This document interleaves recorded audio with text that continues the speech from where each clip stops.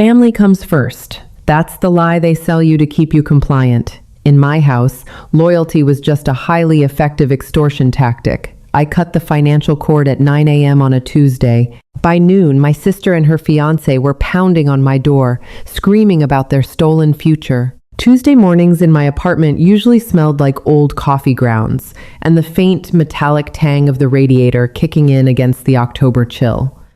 I worked in data recovery. My entire professional life was built on salvaging the messes other people made.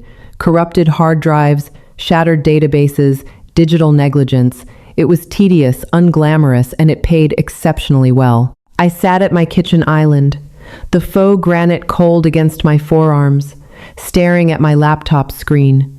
The blue light reflected off my glasses. I wasn't looking at work. I was looking at my personal banking dashboard, specifically the Diane and Chloe joint account. I opened it 6 years ago when our dad got sick. Mom Diane needed a fast way to pay for prescriptions, co-pays, and the endless stream of beige medical equipment that slowly filled their living house. When his heart finally gave out, the account stayed open. It became the emergency fund. The mom needs a new water heater fund. The property taxes went up fund. I dumped a flat $3,000 into it on the first of every month and rarely checked the ledger. I trusted her. That was my first mistake. My second was assuming that because my sister Sarah was 30 years old and engaged, she had stopped suckling at the maternal teat. My mouse hovered over a line item from 3 days ago. Pending, Laura Bridal Boutique, $4,250. I blinked. My eyes felt dry, scratchy. I took a sip of my coffee. It was lukewarm and tasted like ash. I scrolled down. Clear. The Vineyard Catering, $8,500. Clear. Gregory Dunn. Venmo, $1,200. Clear. Gregory Dunn Venmo, $1,500. My stomach didn't drop. It didn't do any of the dramatic, acrobatic things you read about in books. It just sort of hardened into a cold, heavy knot of lead right below my ribs. I felt a sudden, sharp pressure behind my eyes. I kept scrolling. The ledger read like a blueprint for a life I wasn't living, but was entirely funding. Sarah's upcoming spring wedding. Greg's startup expenses. Greg, the man who had confidently pitched me a cryptocurrency scheme at Thanksgiving while eating the turkey I bought. There were charges for artisanal florists, a deposit on a string quartet, and a $600 charge at a high-end spa down in the city. The balance of the emergency account was supposed to be hovering around $45,000. It was currently sitting at $312.14. They hadn't just dipped into it, they had hollowed it out. I picked up my phone. I didn't call my mother. I didn't call Sarah to scream. I didn't feel righteous fury. I felt an exhausting, crushing wave of stupidity. How long had this been happening? I pulled up the statements from the last 8 months. The slow drain had started in February, shortly after Greg proposed with a ring that, now that I thought about it, looked awfully expensive for a guy who sold lifestyle coaching packages on the internet. The silence in my apartment felt thick, almost viscous. Outside, a garbage truck groaned and clattered down the alley. Inside, all I could hear was the harsh, rhythmic sound of my own breathing. I dialed the bank's customer service number. "Welcome to First National," the automated voice chirped, painfully upbeat. "Please enter your debit card number followed by the pound sign." I punched the numbers in. I navigated the labyrinth of menus, pressing 0 repeatedly until the automated voice gave up and dumped me into the hold queue. Smooth jazz played. It was punctuated every 30 seconds by a voice assuring me my call was important. I walked over to the window. The sky was the color of a bruised knee, a mix of ugly grays and purples. It was going to rain. I pressed my forehead against the cold glass. "Thank you for calling First National. My name is Brenda. Whom do I have the pleasure of speaking with?" Brenda sounded like she was chewing gum and hated her life just as much as I currently hated mine. It was a comforting sound. "Hi, Brenda. My name is Chloe Hayes. I need to report unauthorized activity on an account, freeze it immediately, and transfer the remaining balance to my primary checking." Okay, Miss Hayes, let's get you verified. We went through the security questions. My mother's maiden name, the street I grew up on, the name of my first pet, a hamster named Barnaby. Sarah had accidentally stepped on him when we were kids. A fitting metaphor, really. All right, I see the joint account here with a Diane Hayes, Brenda said, her keyboard clacking loudly in the background. You said unauthorized activity? Yes, it's a joint account, but I am the primary funding source. I want it locked down. Now, no withdrawals, no transfers out. Disable all linked debit cards. Since Diane is a joint owner, she legally has the right to access the funds, Brenda recited, sounding bored. I can freeze the card linked to you, but if she has her own, then remove my name from the account, I interrupted, my voice flat. Better yet, what's the fastest way to kill the account entirely? If the balance is zeroed out, I can close it on your authority as a primary account holder, Brenda said. Transfer the $312 to my personal checking. Close the joint account. And Brenda? Yes, ma'am? I have a secondary savings account linked to my profile. A high-yield one. Does Diane Hayes have any visibility on that? More clacking. No, ma'am. That is solely under your social security number. Good. Move everything. Put a hard lock on my personal checking and savings. If a transaction doesn't originate from this specific IP address or my registered phone, decline it. Put a verbal password on my file. What would you like the password to be? I looked at the framed photo on my bookshelf. It was the four of us. Dad, Mom, Sarah, and me. Sarah was wearing a tiara. I was holding her coat. Barnaby, I said, account is locked down, Miss Hayes. The joint account ending in 4,402 is now closed. Anything else? No, thank you, Brenda. I hung up. It was 9:07 a.m. The deed was done. The digital vault was sealed. Now, there was nothing to do but wait for the air to run out in their little bubble. The rest of the morning dragged with an agonizing, surreal slowness. I tried to work. I had a client waiting on a batch of recovered tax documents. I opened the file, stared at the cascading rows of hex codes and corrupted text, and felt absolutely nothing. My brain was a static fuzz. I made a fresh pot of coffee. I listened to the water drip through the filter. It sounded like a ticking clock. At 10:15 a.m., my phone screen lit up. Mom, I watched it ring. The phone vibrated against the kitchen counter, a harsh, buzzing sound that made my teeth ache. It stopped. 30 seconds later, a text came through. Chloe, sweetie, did you do something with the bank? My card just declined at the grocery store. Call me back. I didn't answer. I knew she wasn't at the grocery store.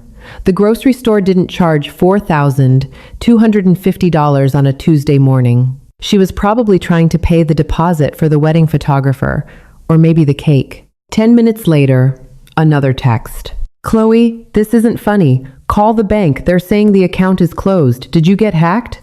I turned the phone face down. My hands were shaking. I hated that they were shaking. I wasn't scared. I was furious. Yet my body was reacting like I was the one who had done something wrong. That was the conditioning. 32 years of being told that my role in the family was the shock absorber. Sarah was the delicate flower that needed sunlight and constant pruning. I was the dirt. I was just supposed to be there, foundational and silent, taking the water and holding everything up. I went to the bathroom and splashed cold water on my face.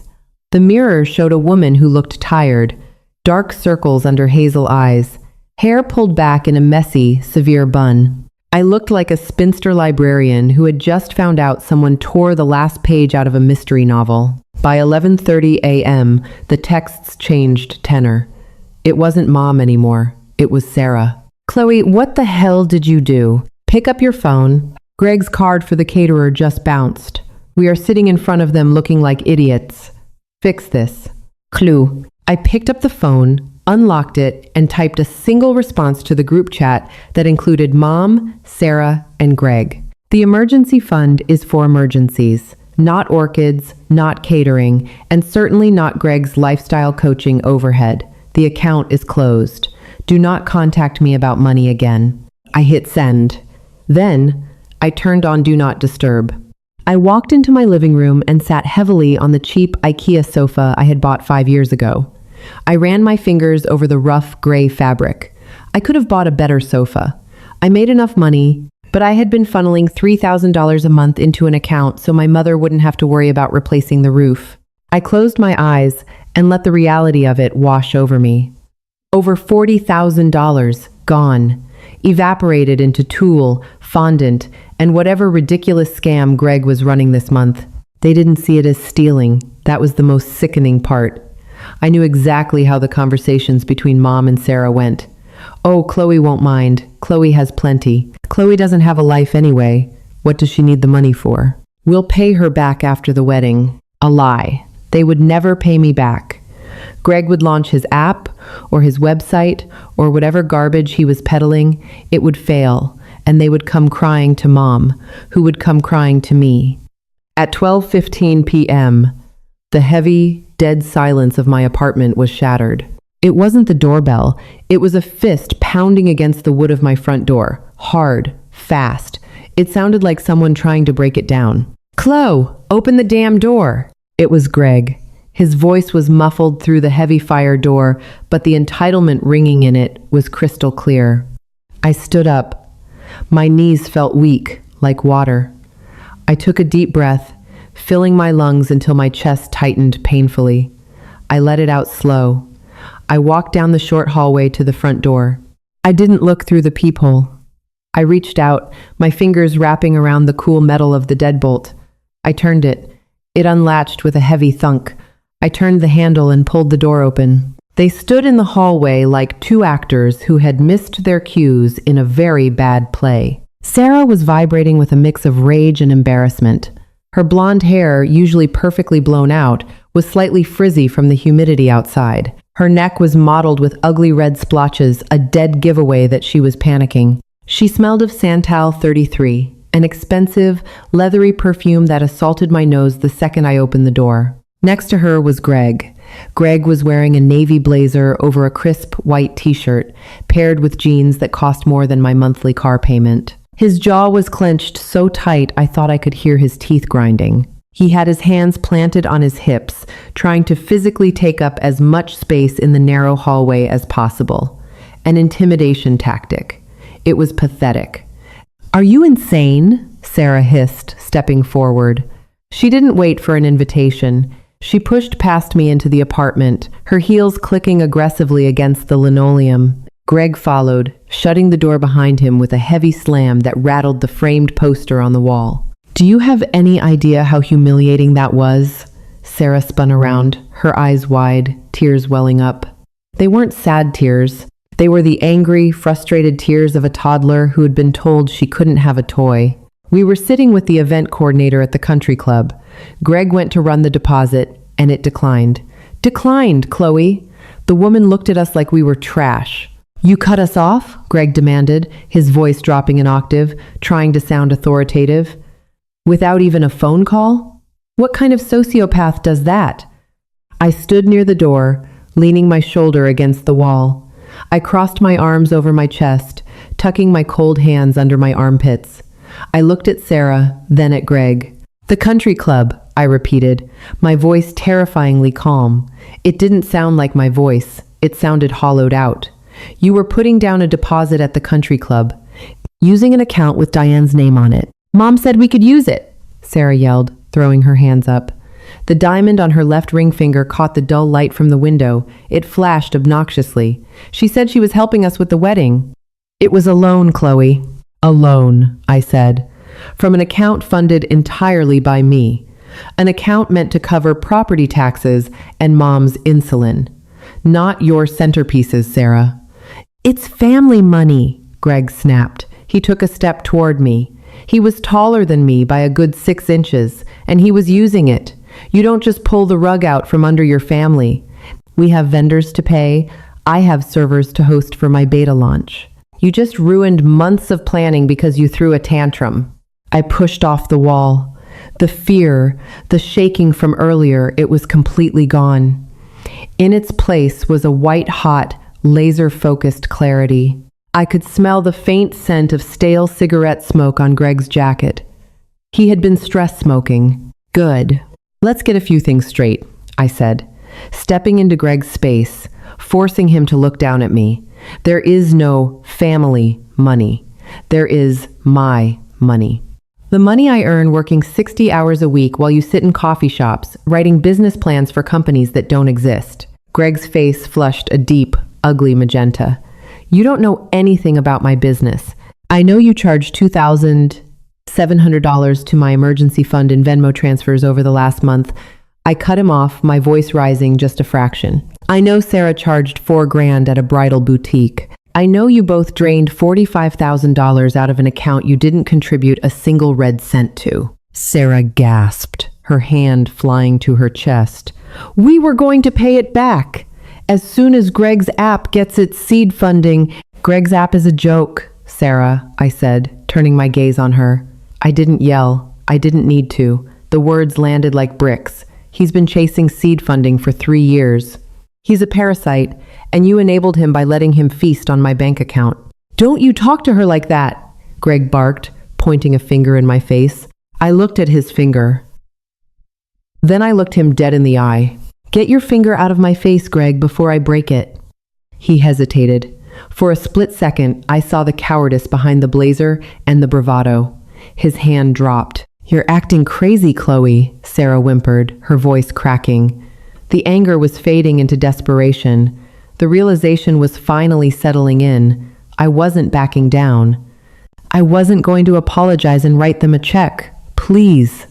The wedding is in 6 months. The invitations are going out. If we don't pay the caterer by Friday, we lose our date. Then I suggest you and Greg get jobs, I said coldly. I have a job, Greg sputtered. Being a visionary doesn't pay a salary, Greg, and clearly, it doesn't pay for country club weddings. I walked over to the kitchen island and picked up my cold coffee. I took a sip. It was disgusting, but I needed something to do with my hands to keep from slapping them both. So that's it? Sarah asked, her voice trembling. Real tears now, smudging her mascara. You're just going to ruin my wedding because you're... What? Jealous? I let out a short, harsh laugh. It scraped my throat. Jealous? Of what, Sarah? A fake wedding funded by stolen money to a man who can't even afford to buy his own cigarettes. Mom is going to be sick over this. Sarah played her final card. The guilt trip. The old reliable. You know her blood pressure can't take this kind of stress. You're going to give her a heart attack. If Mom has a heart attack, she won't be able to afford the hospital bill, I replied, staring directly at her, because you two spent her emergency medical fund on a string quartet. Sarah flinched as if I had struck her. The room fell dead silent. The only sound was the hum of the refrigerator. They had nothing left. They had expected me to yell, to cry, maybe even to negotiate. They had expected the old Chloe, the one who kept the peace, the one who swallowed her resentment to keep the family boat from rocking. They didn't realize that the boat had already sunk, and I was the only one wearing a life jacket. You need to leave, I said softly, setting the mug down. Chloe, wait, Greg tried, his tone suddenly shifting from aggressive to pleading. It made my skin crawl. Look, maybe we can work out a payment plan. I can give you equity in the company. Get out of my apartment, Greg, I warned, my voice dropping to a whisper. Before I call the police and report you both for wire fraud. Sarah let out a choked sob. She grabbed Greg's arm, her nails digging into the fabric of his blazer. Come on, Greg, let's go. She's lost her mind. I haven't lost anything, I said to her back as they turned toward the door, except $45,000 and the illusion that I had a sister. Greg opened the door, glaring back at me. You're going to regret this, Chloe. You're going to be entirely alone. I already am, I said. He slammed the door behind him. The sound echoed in the small apartment, leaving a ringing in my ears. I stood there for a long time, listening to the muffled sound of their footsteps retreating down the hall, followed by the heavy clank of the elevator doors. The silence returned, but this time, it didn't feel heavy. It felt entirely mine. I didn't wait for my mother to call again. I knew her playbook. Diane Hayes was a woman who weaponized fragility.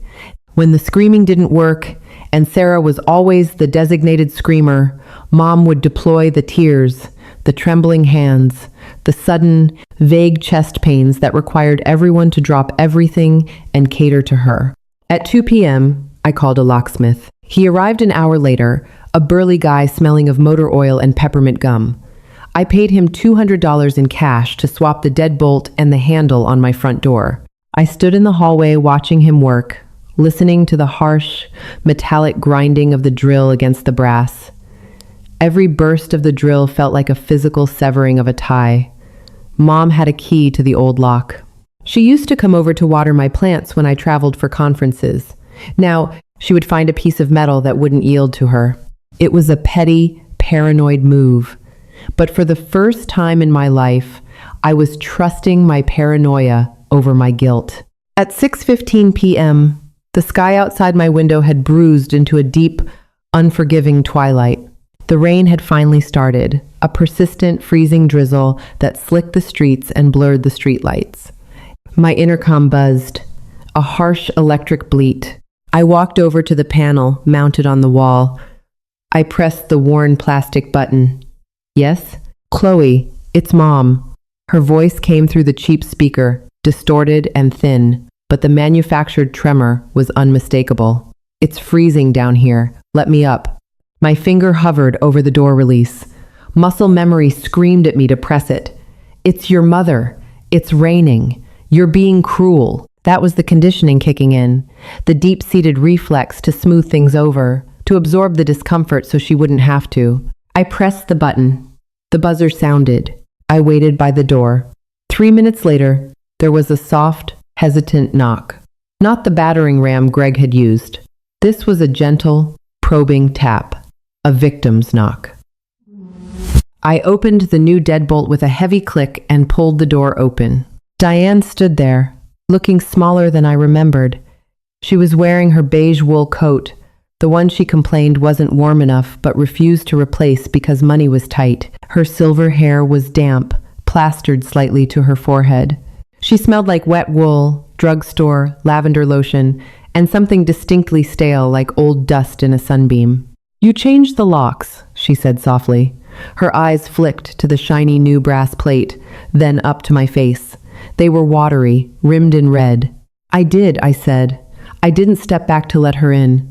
I stood squarely in the doorway. "Sarah came to my house," Mom began, her voice trembling.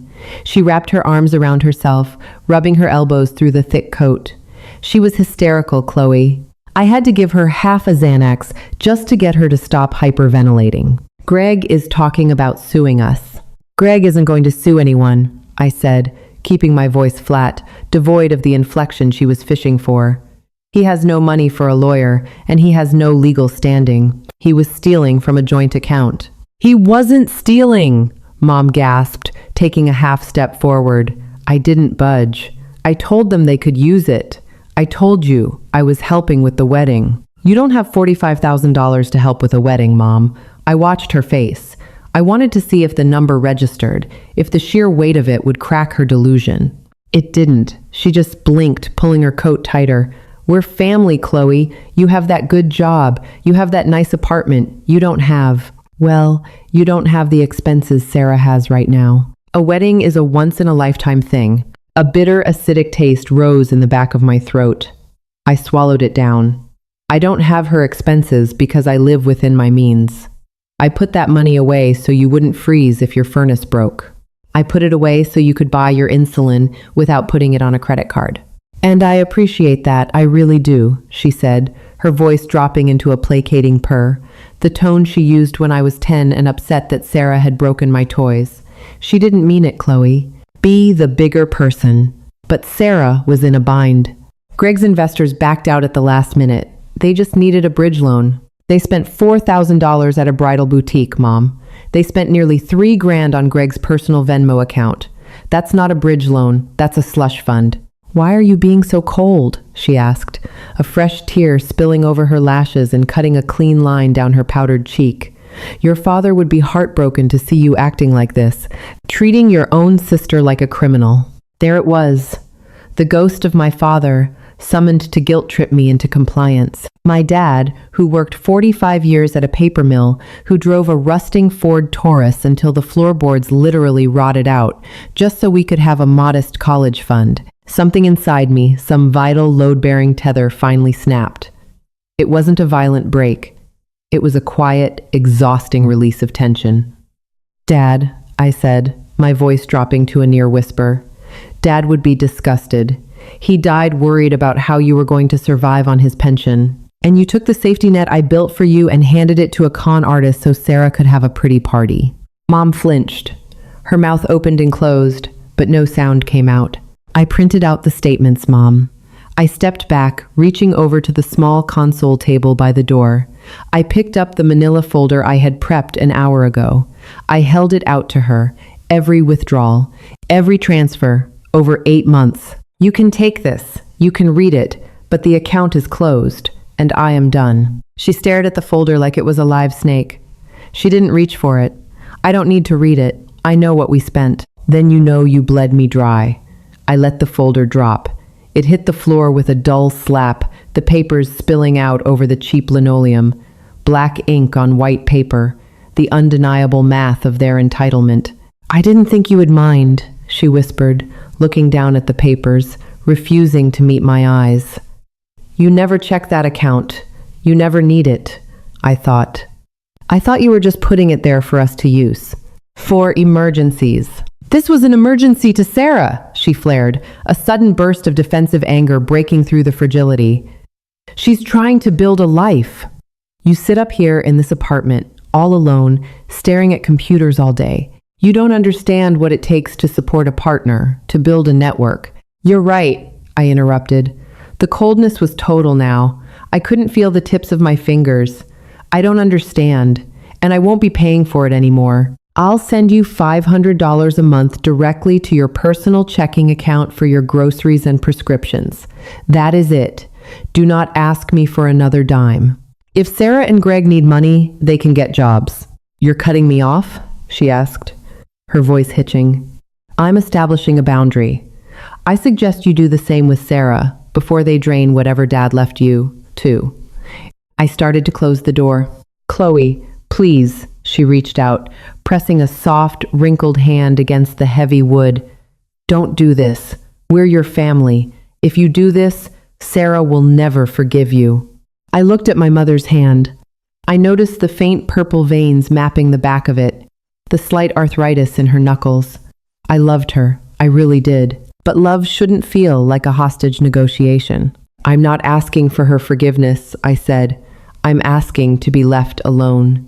I pushed the door gently against her hand. She resisted for a fraction of a second, then let her arm drop.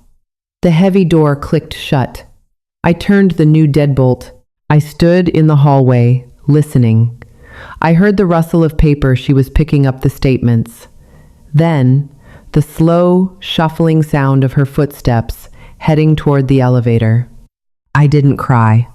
I walked into the kitchen, poured the cold, stale coffee down the drain, and started scrubbing the sink. I scrubbed the stainless steel until my knuckles ached and the metal shined. I scrubbed until the smell of bleach overpowered the phantom scent of lavender lotion. 4 months passed. Winter settled over the city with a brutal gray permanence. The holidays came and went in a blur of quiet weekends. I didn't go to Mom's for Thanksgiving. I didn't buy Christmas presents. Instead, I worked. I took on extra client contracts, burying myself in the predictable, logical architecture of ruined hard drives and scrambled servers. Data was clean. Even when it was corrupted, it followed rules. It could be reconstructed if you were patient enough. People couldn't. My bank account began to recover. Slowly. The knot in my stomach, the one that had lived there for years, anticipating the next financial crisis, the next frantic phone call, began to loosen. It didn't disappear entirely. It left behind an ache, like a phantom limb, a persistent, nagging sensation of a piece of me that had been amputated. I missed my mother. Sometimes I would see a commercial for a specific brand of tea she liked, or smell a burst of lavender from a passing stranger, and a sharp, sudden pang of grief would hit me so hard I'd have to sit down. But then I would remember the statements. The $4,250 for a dress. The absolute ease with which they had spent my security. The grief was real, but so was the relief. Information trickled in through the family grapevine, mostly via my Aunt Helen, who loved gossip more than she loved oxygen. Greg's beta launch was a spectacular failure. Without my emergency fund acting as their personal venture capital, he couldn't pay the servers or the developers he had outsourced the actual work to. The app crashed on day one. In late January, Helen called me while I was at the grocery store, inspecting avocados. "Have you heard the news?" She practically hissed into the phone, the excitement vibrating in her throat. "I don't really keep up, Helen," I said, putting a rock-hard avocado back into the bin.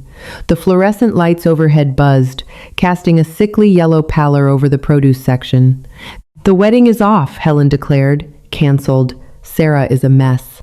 I stopped. My hand hovered over a bag of lemons. "What happened?" Greg broke it off. Said he needed to focus on his mental health and his entrepreneurial journey. He moved out of their apartment last week. Took her car too, apparently, since her name was the only one on the lease, but he traded his in to pay for the down payment. It's a whole disaster. I picked up a lemon. The skin was bright, porous, slightly rough under my thumb. Greg didn't leave because he needed to focus on his mental health. Greg left because the well had run dry. He realized Sarah was a liability the moment she lost access to my bank account. He was a parasite who had finally run out of a host. "How is Mom taking it?" I asked, keeping my voice carefully neutral. "Oh, Diana's beside herself. She's paying Sarah's rent right now, dipping into her retirement, from what I hear. It's a shame, really. If only they hadn't lost those deposits for the caterer." Helen trailed off, a thinly veiled fishing expedition. She knew about the fight.